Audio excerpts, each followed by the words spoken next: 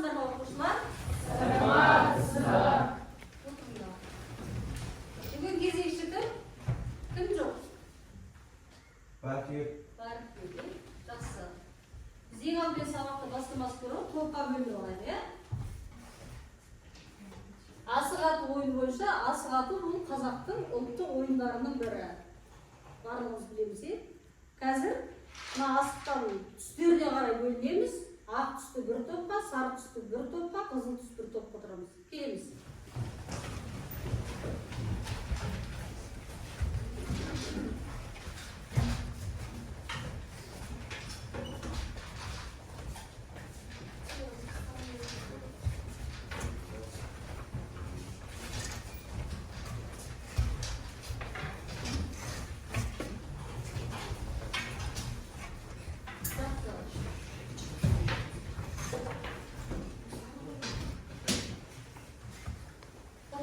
Алдық енді сабағымызға кірісуге. Бүгінгі сабақта бөлім мәңгілік ел мәңгілік мұрат сабақтың тақырыбы Несіпбек Айтұлы Бәйтерек поэмасы. Сабақтың мақсаты әдеби шығармаға сюжеттік композициялық талдау жасайды. Бағалау критерийі әдеби шығарманың сюжеттік желісін анықтайды, сюжеттік композициялық талдау жасайды. Олай болса біз сабақты өтпес бұрын ең алдымен өткен сабақты пысықтап аламыз. Өткен сабақта бізде Бәйтерек поэмасын оқуға берілді және жаттауға берілген. Сондай-ақ Несіпбек Айтұлының шығармалары өмірбаянын оқыдық. Сол бойынша қазір қайталаймыз.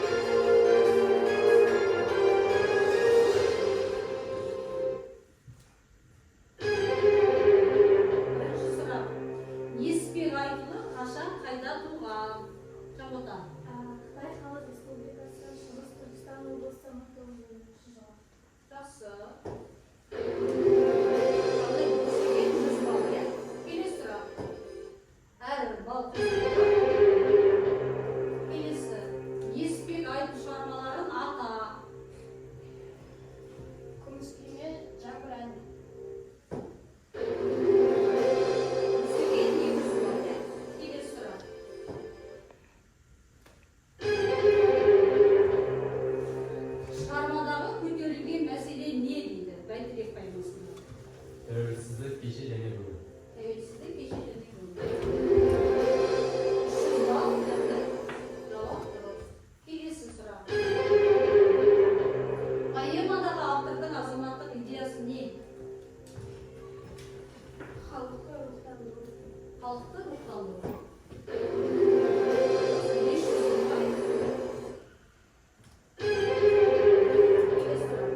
Поэма неше бөліктен тұрады?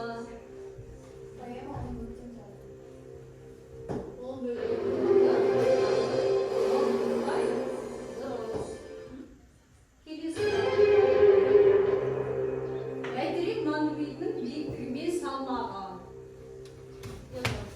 Биіктігі 105 метр, салмағы 1000 тонна. Және де бұл бәйтеректің үстіңгі шар тәрізді ұяшығы жер бетінен 97 метрде орналасқан, ал жер астындағы, яғни тамыр бөлігі 4,5 метрде орналасқан және оның салмағы 70 тонна. Және бұл бәйтеректің орналасқан жері Астана қаласы және осы идеяның авторы Нұрсұлтан Назарбаев. Өте жақсы.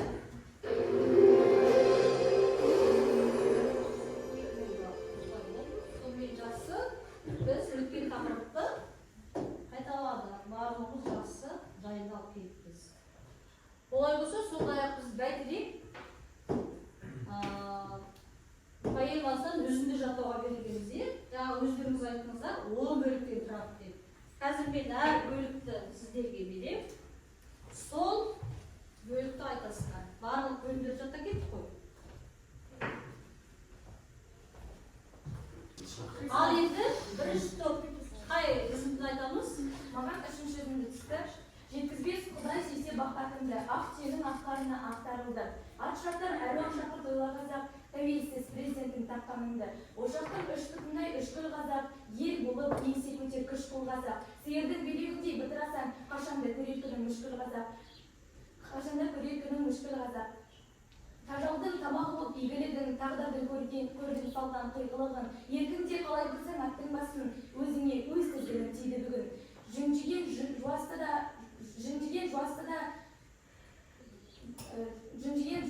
жуасты да бодандық мәңгі батты туасына, ұлт болсам ұятың бар, иманың бар, ал енді жиналыңдар туасына. Жақсы, екінші топ. Маған алтыншы үзінді түсті.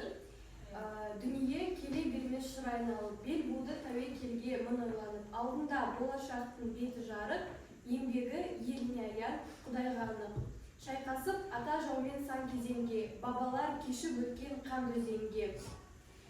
Байқасаң шығартығын жол біреу-ақ, бұралаң тайғақ кешу тар кезеңге.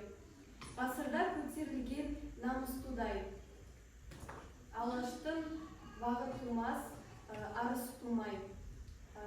Орнықпас ел іргесі астананы, байтақтың ортасына ауыстырмай. Жақсы. Ал үшінші топ. Маған екінші үзінді түсті. Жаныма жақындасаң, мұңдасыңмын, келмейді енді ішімнен сыр жасырғым. Не пайда дүниенің кеңдігінен, болмаса бостандығы бір ғасыңның. Шүкірлік жарылқаған алағамың, маңдайы жарқыраған кең даланың. Тәуелсіз атқан таңмен шыққан күнге, керемет құдіретіне таң қаламын. Айығып ой тұманнан сана бұлттан, жазылды ескі жыра ауыртқан. Азаттық аясында қандай бақыт, тәуелсіз тыныс алып ауыл жұтқан. Тарихты қазып қайтем сан айтылған, ақ сарай қирап талай тұрған. Түгендеп алар өзі керек болса, асықпай артық кемен санайтын жан. Жақсы. Болды. Барлығымыз өткен тақырыпты жақсы дайындалып кеттік. Келесі, яғни бүгінгі сабақтың бірінші тапсырмасы. Тапсырманы жасап тыңдаймыз кәне. Бірінші тапсырма. Бәйтерек поэмасындағы өзара жалғасқан оқиғалар тізбегін жазу арқылы сюжетті анықтаңыздар. Яғни сіздер 10 бөлімді оқыңыздар, жаттадыңыздар. Енді соны оқиғалар тізбегін тізіп жазып шығасыздар. Дескриптор поэмадағы оқиғалар тізбегін ретімен жазады. Әр оқиғаның мазмұнына сай сөз немесе сөз тіркесін таңдайды. Сіздерге берілген тақырыптан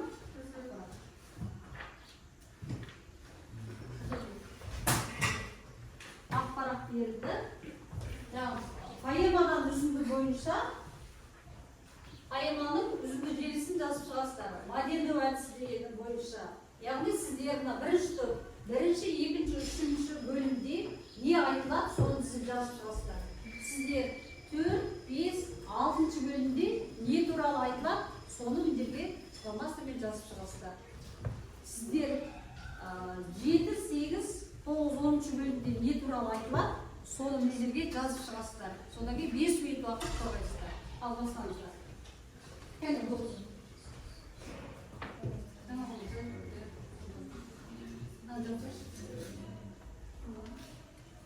Мынау поэмалардың ұзындығы.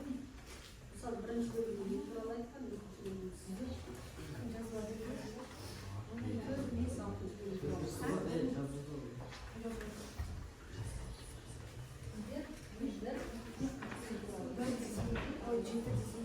Sonra o sizin yaşını aldı.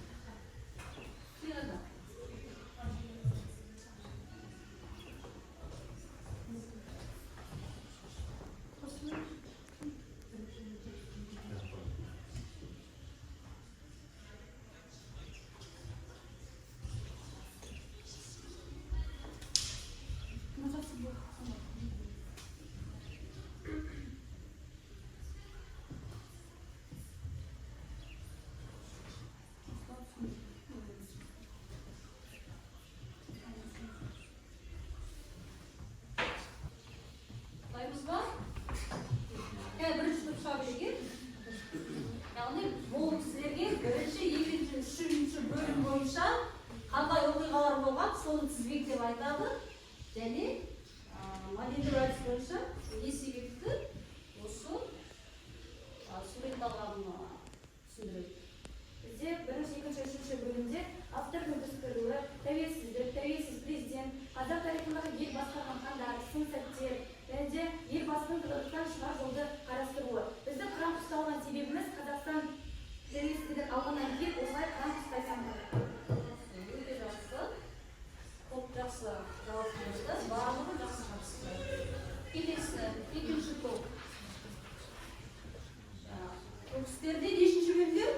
4-ші, 5-ші, 6-ші бөлім туралы айтылады. Бізде бұл сызған себебіміз біздің астанамыз Алматыда Нұрсұлтан 1997 жылы көшті. Алматыны артқа көшуге себеп болған тарихи оқиғалар елбасының түсінде аян берді. Белгі астананың ақ жолы, жан өлке балалар өткеннен өкініші астананың Ақмолаға көшуге шешімі. Яғни сол оқиғалар burada қамтылған 4-ші, 5-ші, 6-ші бөлімде. Ең басты оқиға Алматыда Ақмола облысына көшуі. Үшінші топ сіздерде 7, 8, 9, 10-ші бөлімде не туралы?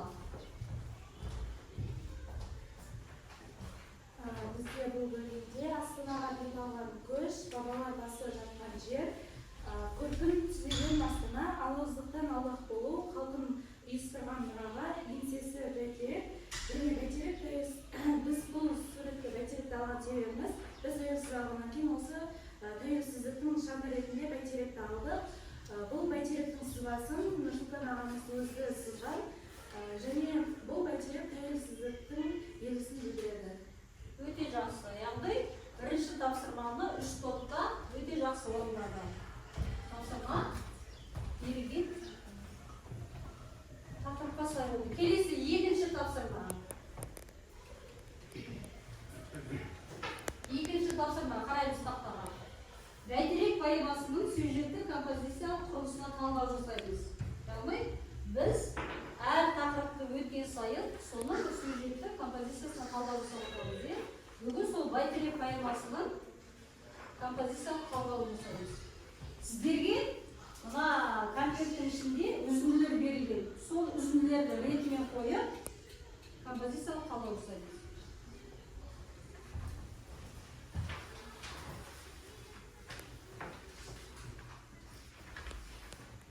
Үзінділерді ретімен қойып шығасын. Шығарманың ретімен қойып шығып, шығарманың басталуы, байланысы, дамуы, шарықтау шегі, шешімі. Соны тез-тез орналастырып, жапсырып тараққа.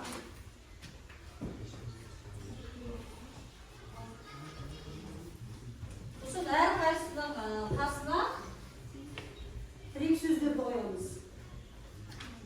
Басталуы қайсы?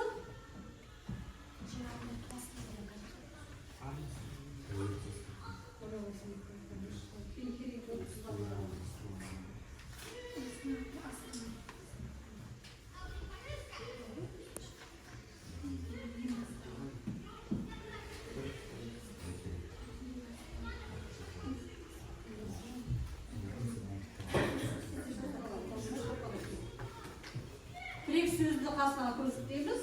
Содан кейін қайсы тірек сөз жазамыз ба? Тірек сөз жазамыз. Яғни сюжеттің басталуы қай үзіндіде, байланысы қай үзіндіде, дамуы қай үзіндіде, шарықтау шегі қай үзіндіде, шешімі қай үзіндіде. Тұсына жазып шығамыз. Екінші топ. Бастаймызге, сіздерге жаңа дайын болған. Қане, бірінші топ отырамыз.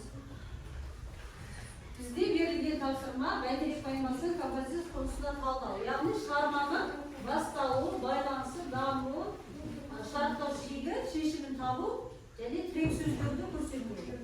Жақсы. Шығарманың басталуы, ол аңыздың азаматтың қанат, мұндықтың қайта қонған қоғамына бұның тірек сөзі қазақ елі. Оның байланысы тәуелсіздік президентінің атқарында алдында жиналдар туасында. Бұл тәуелсіздік алуы бұның байланысы. Үшіншісі, Астана Ақмолаға келе жатыр. айбынды Нұрсұлтанда орналасты. Бұл дамуы бексөзі елбасы. Бүгінгі бастаманың шежіресі авторы Назарбаев Астананың бұл шаңқошығы күресуде жүрді. Мәселен Астананың көрмедегі өресі биіктің өмірдегі тұрғаны мәселелерінің көкке шығарып, ұстайтын асқақ тапқан елдігінде. Мұның сөзі мәңгілікке бұл шешімді жалпы. Өте жақсы, дұрыс орналастырған. Келесі топ. Осы орналастырған кел.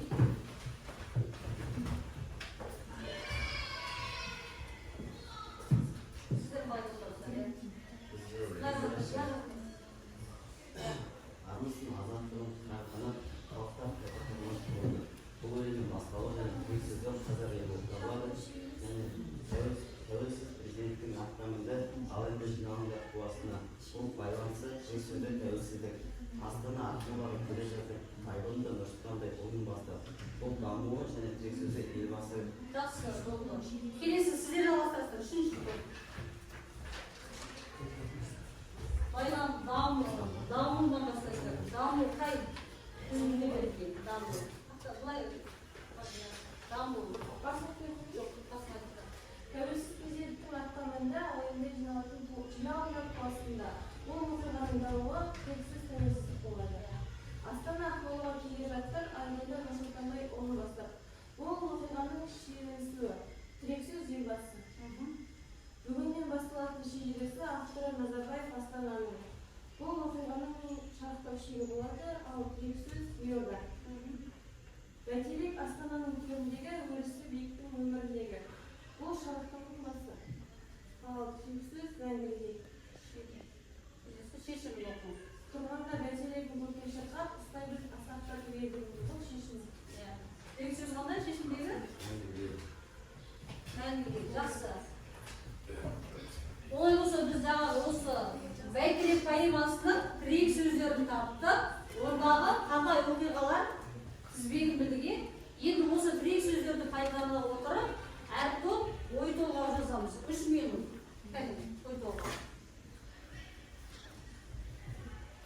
Ой толғау. Тірек сөздерді пайдаланып, ой толғау жасамыз. 3 минут.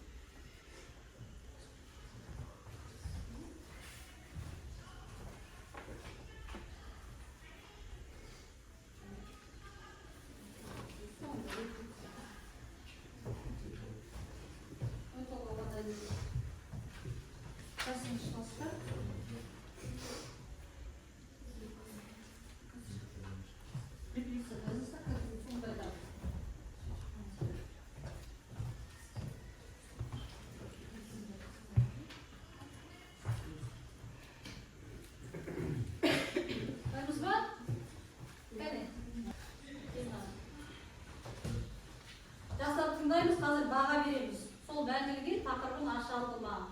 Мәңгілік ата-бабаларымыздан санын жылдан бері асылған қазақ елінің болуы қазіргі таңда ақиқатқа айналу жолында деп ойлаймын. Тәуелсіздік алғашқы өзінің елордамызды көтеріп, халқымыздың мәңгілік жолына түсті. Менің ойымша, еліміздің мәңгілік ел болуы үшін еліміздің әрбір азаматы осы бағытта жұмыс істеу, білімді болып, ортақ отанымыздың Қазақстанның еліміздің барынша дамыған елдердің қатарына қосылып өз септігін тигізуі керек. Жақсы, тұрау. Келесі 3-ші топта. Мәңгілік ел Қазақстанның тәуелсіздікке, өркендеу мен бейбітшілікке бастайтын ұлттық жолды білдіретін символы. Бұл Қазақстанның өз азаматтары үшін қолайлы жағдай жасауға және тұрақтылық пен ынтымақтастықты сақтау жолындағы халықаралық күш-жігерге белсенді қатысуға ұмтылысын айғақтайды. Бұл оран Қазақстанның дамуы мен өсуінің маңызды катализаторы болып табылады.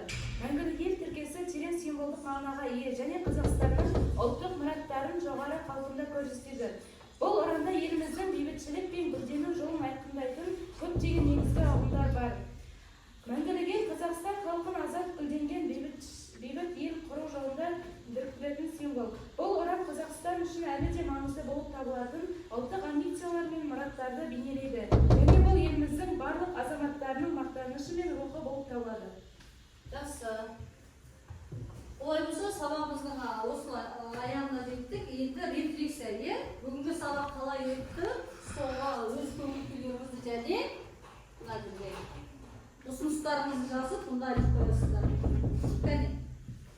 Мына жерге келіңіздер.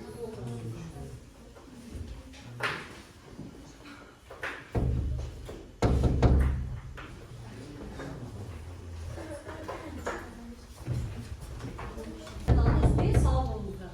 Sağ olun.